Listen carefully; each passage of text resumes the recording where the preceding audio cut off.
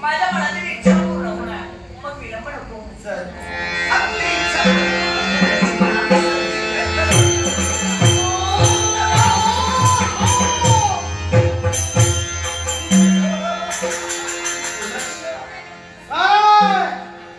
चार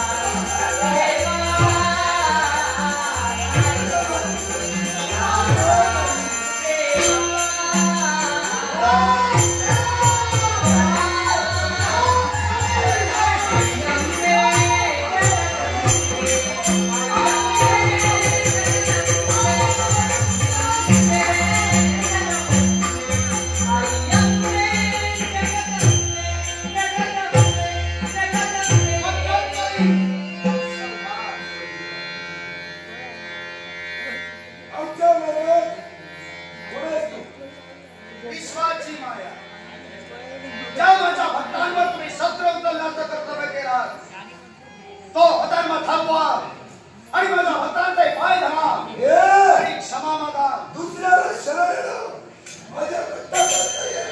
करत प्रसंगी तुला प्रतिकार कराल, पण शरण येणं नाही. ते रक्तात नाही, ते रक्तात आणावं लागणार आहे आणि हा अधर्म थांबवावा लागेल. त्यापेक्षा या विश्वाच्या मातेसमोर स्वतःचा देह दारावरती ठेवावा. विश्वाची माता जरी समोर आली असेल तर या विश्वाच्या मातेवर हात आम्ही दोघं केल्याशिवाय काय नाही. कारण मंडित होऊन हा अधर्म तुम्ही केला आहात. या अधर्माला वेळीच कबल करा आणि त्यापेक्षा पंचप्राणाला मुकाबला करा. त्याचा ऐकत नका. या विश्वाच्या मातेचा स्वभावाची कल्पना तुम्हाला कोणताही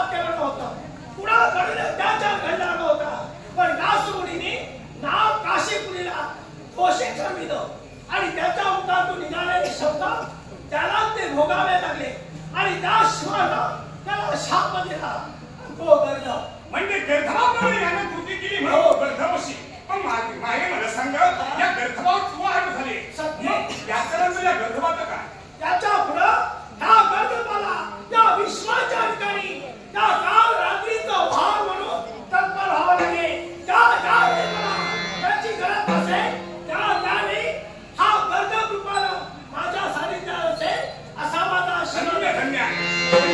वेदांत काय आमची इच्छा या रुद्र व्यक्तीला मला सांगू काय होय ना. मग त्या कर्तव्यासाठी आपण काशीच्या या पुत्रस्थानापर्यंत आला. मग चला स्नान करा. इच्छा दान करा.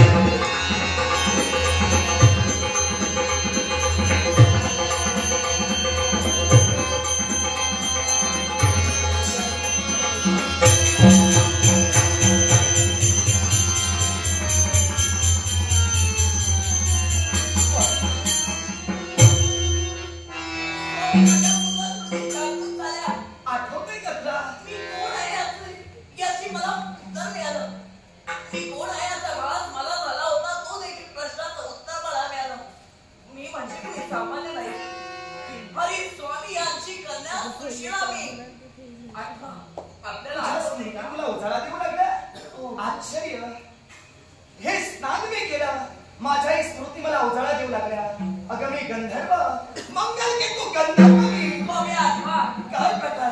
स्वामी या सुशीलेच्या रूपावर तुम्ही भाळला होता आणि तेव्हा या सुशीलेची अभिलाषा धरून तुम्ही माझ्याहून मागं आलात. मी नकार देत असताना देखील माझ्यावर जबरदस्ती करण्यासाठी पुढे सरसावला. त्याच वेळी या सुशीलेनं योग विद्येच्या योगे करून स्वतःला ज्वलंत करून घेतलं आणि आज मला स्मृती जागृत झाली की मी आहे ती हरी स्वामी यांची कन्या सुशीला. आठवतंय तुला?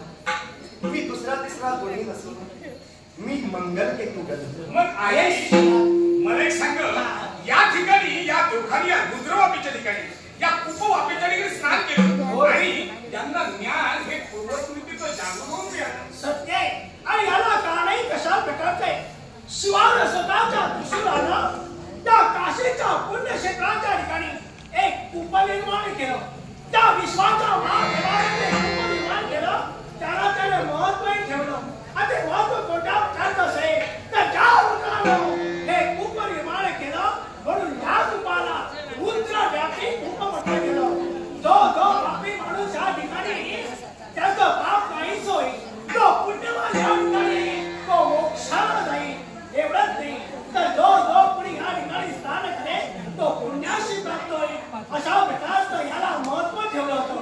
त्याप्रमाणे हा मंगल आणि या माझ्या वाणी केलं या कुणास स्नान केलं त्याला स्वतःचा पूर्वजन्म का याची जाणीव झाली. पूर्वजन्माची जाणीव झाली याचा अर्थ पूर्वजन्माचं ज्ञान याला प्राप्त झालं. म्हणून त्या रुद्रव्यापी कुपाच्या ठिकाणी हेच का विश्वाची कुणी का असेना पापी माणसामध्ये स्नान केलं असेल तो पुण्यवान होणार आहे. आणि ज्यानं पुण्य केलं त्याने जर स्नान केलं असेल तर तो मोक्षाला जाणार आहे. आणि एवढंच नाही तर जो कुणी